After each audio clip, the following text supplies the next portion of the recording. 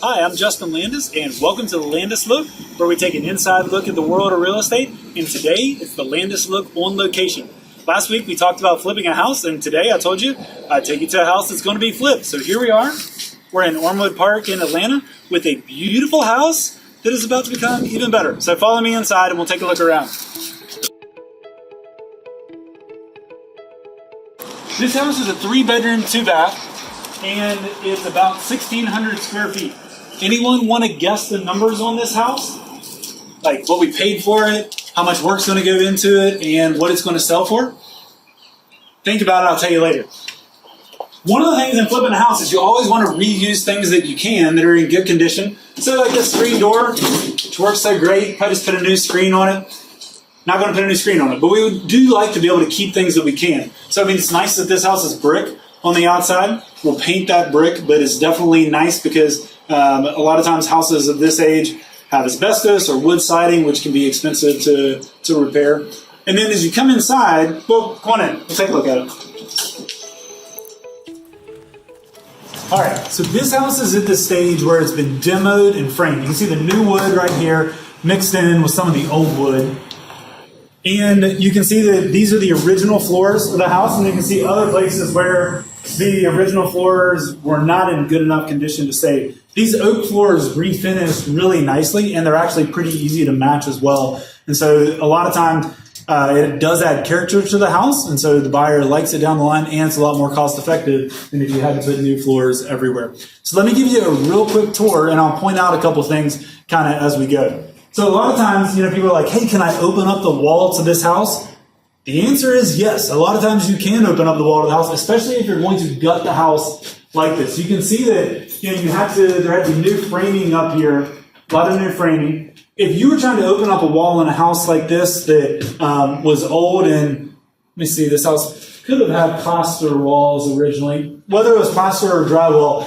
If you do things like that, and you're trying to work with what's there, it can cause additional damage. One of the beauties of a house like this that was in really bad condition is when you're gutting it, you can kind of do what you want. And it's honestly not that much more expensive to open the walls up than to leave walls that were in place. So we got an open floor plan here. That's important because when you're flipping a house, you want to think about who is the end buyer and what does the buyer want. One thing that I know is on almost every buyer's list is the kitchen is open to a living space. If that's not you, you're in the minority. Almost every buyer we meet with wants that, and so we'll be able to deliver that here.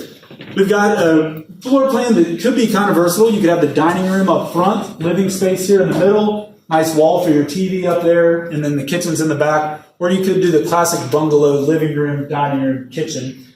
One of the things about renovating an old house is sometimes you do have things that are a little funky, maybe, or a little off that you wouldn't normally do in new construction. I'll show you one of those now.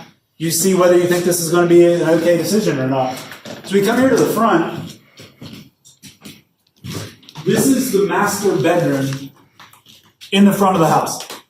Rarely do you see that in new construction, right? Typically, people want to have the master bedroom in the back of the house because it's a quieter spot away from the street. But that's set up the best here to be able to deliver to the buyer a good-sized master bathroom and a good-sized master closet. So we will have a true ensuite here with a walk-in closet. We have a walk-in closet, good-sized bathroom here, and that's the trade-off of having the master up front, which is probably not the most ideal, but you always do have to make those trade-offs, and almost always in old houses. So we come back out to the rest of the house. You can see that we're going to have to do new floors here in the back, but man, this kitchen is going to be killer, right?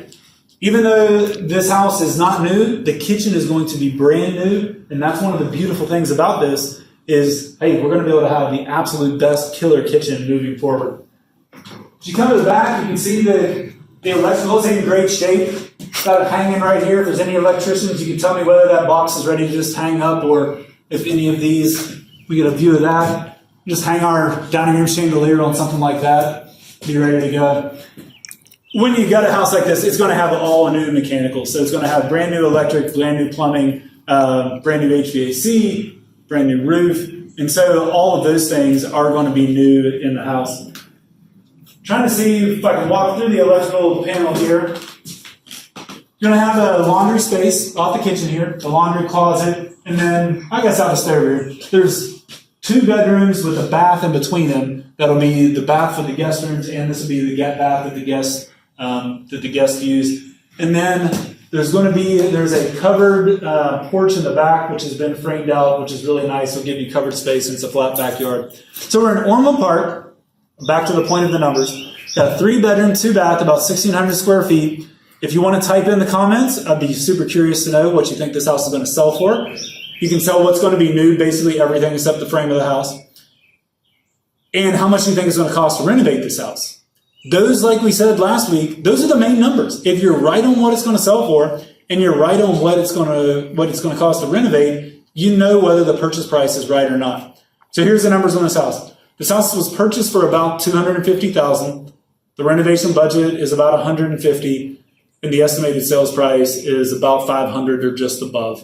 So if you do that math, sell for $500,000, in it for $400,000, $150,000 plus $250,000, $100,000 spread. You're going to make $100,000 flipping this house. That is not all the cost. The other costs you can know. There's transaction fees, there's holding costs, there's taxes, there's insurance. It's not going to make $100,000 on it. But could it still produce a good return on that money?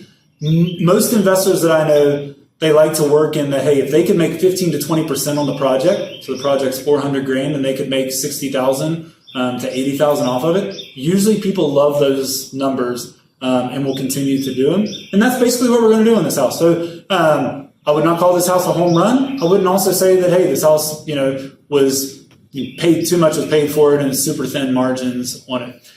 Final thing I'll say on this is that we think about what we want, I mentioned this a little bit earlier, but you want to deliver what the customer wants. And so that's one of the reasons here, 3 beds, 2 baths. A lot of people want that. Brand new kitchen, brand new mechanicals, some original character of the house, front porch. This house has a good backyard. This is in a great location on a quiet street in Ormwood Park. And so you got to factor in all those things to actually selling the house. And that's one of the reasons that felt like this house would be a good deal.